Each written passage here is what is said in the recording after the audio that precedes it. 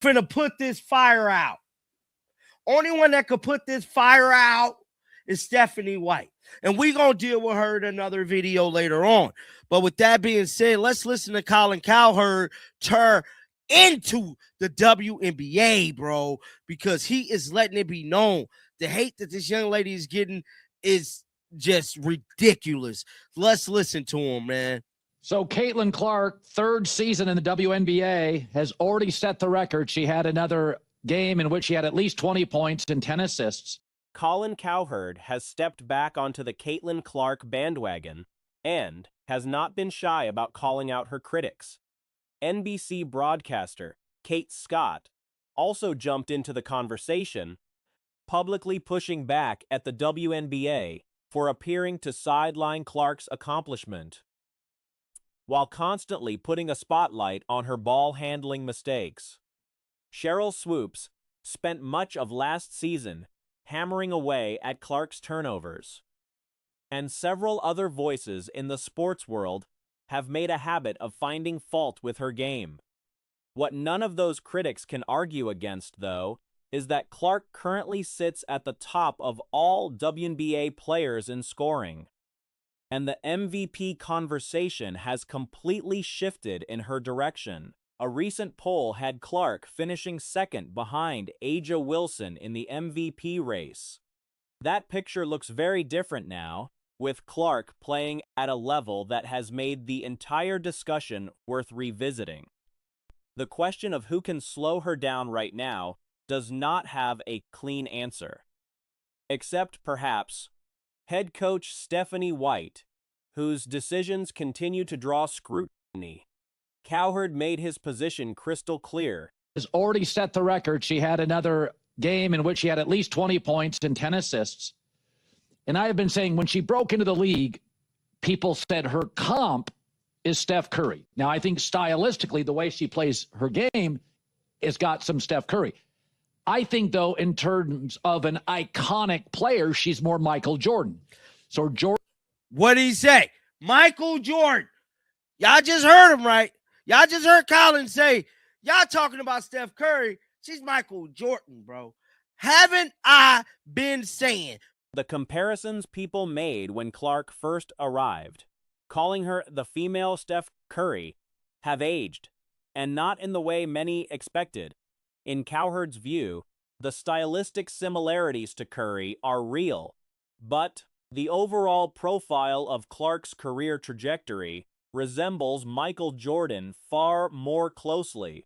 The argument he laid out was straightforward. Jordan entered the NBA as a spectacle, missed significant time in year 2 due to injury, and by year 3 was arguably the best player on the floor on any given night. Clark's path has followed almost the same blueprint: electric rookie season, injury-shortened second year, and now a dominant third campaign. But Cowherd was not simply handing out praise without conditions. He made it clear that there are stages to greatness, and Clark has not yet climbed all of them. Jordan needed Scottie Pippen to reach the mountaintop, and Cowherd believes Clark may already have her version of that player in Kelsey Mitchell, who collected MVP votes of her own. The missing ingredient, in his estimation, is not talent or supporting cast. It is leadership from the sideline.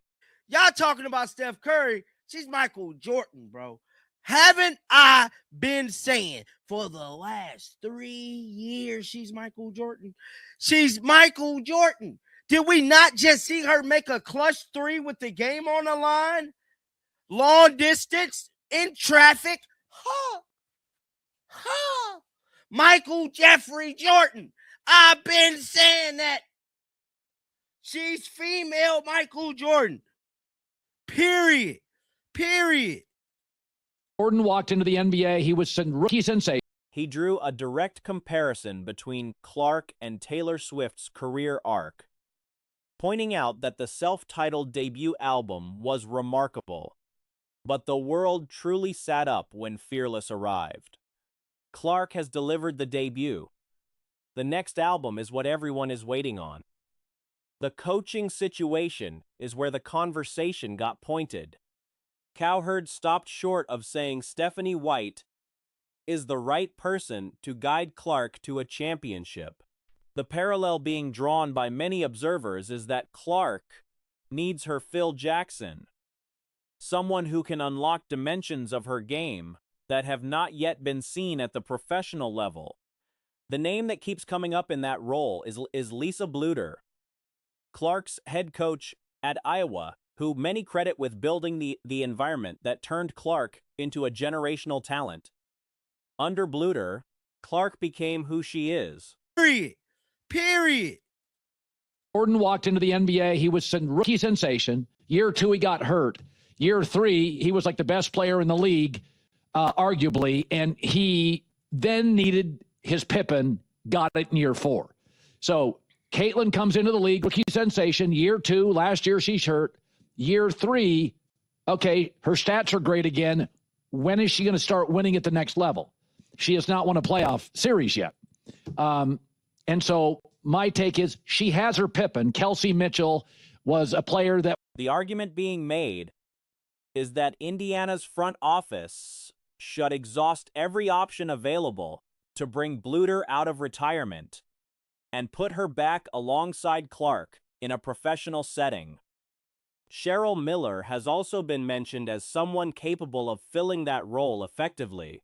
As it stands, Stephanie White is being compared less to Phil Jackson and more to Doc Rivers, a capable coach who has bounced between situations without delivering a defining moment of postseason success. That is the perception gaining traction. Fair or not, NBC's broadcast team added another layer to the conversation during a live game call, with Clark responsible for 38 of Indiana's 77 points on the night. One of the broadcasters paused to address the turnover narrative head-on. She pulled up assist-to-turnover numbers for the top playmakers in the league. Jokic-level comparisons were not the point, but the context was clear. Players who handle the ball at an elite volume are going to give it away sometimes. She has her Pippen. Kelsey Mitchell was a player that got some MVP votes. And this is not like hating on Caitlin Clark, but the stage of, wow, who's the new kid? I'm done with that. That was awesome. That was Taylor Swift's self-titled album. Oh my God, who's that? And then it was Fearless, which crushed her self-titled album. I need Fearless. The numbers for the league's best distributors showed roughly 4 turnovers per game alongside 9 or 10 assists. The message directed at Clark's loudest critics was simple: settle down and look at the full picture. The broader takeaway from all of it is that the Clark debate has moved past the "is she for real" stage. The argument now is entirely about ceiling. How high can she go, and who is best positioned to take her there? The talent is not in question. The infrastructure around her is. The Indiana Fever are in a difficult position right now, and the options on the table are not exactly luxurious. I need Fearless. And that's what we finna get from Caitlin Clark. Fearless. On a whole nother level. Whole nother level of fearless, bruh. Trying to tell y'all what it is. This is great. I've seen the stats. She shoots from a long way away from the basket. That is awesome. But there are stages to greatness. And I've always felt her game is Steph. I think she has a chance to be Jordan-esque. Aaliyah Boston is dealing with what appears to be a meniscus problem. The preseason setback was already confirmed as a meniscus issue, and connecting that to the current lower leg situation paints a worrying picture. Until there is an official update from the team, the situation remains the same. The Fever are short a reliable big. Keek Johnson has not done enough to fill that gap. The front court is thin, and the team is essentially running out of reasonable options at the 4 and the 5. That is where Grace Van Slooten enters the picture. Van Slooten just became available after being released, and the timing could not be more useful for Indiana. Jordan-esque, which is multiple championships if she can get the right coach and the right running mate. And I think she has that player. Y'all see that? Y'all see that slight at Stephanie White? He says she has the right player, but she don't got the right coach. Caitlin Clark need her Phil Jackson. That's what we need. We need Lisa Bluter, bro. Lisa Bluter was Caitlin Clark Phil Jackson. In the game against the Fever, she put up 5 points, 2 rebounds, 3 assists, 2 steals, and 2 blocks. She even got a layup up and over Caitlin Clark.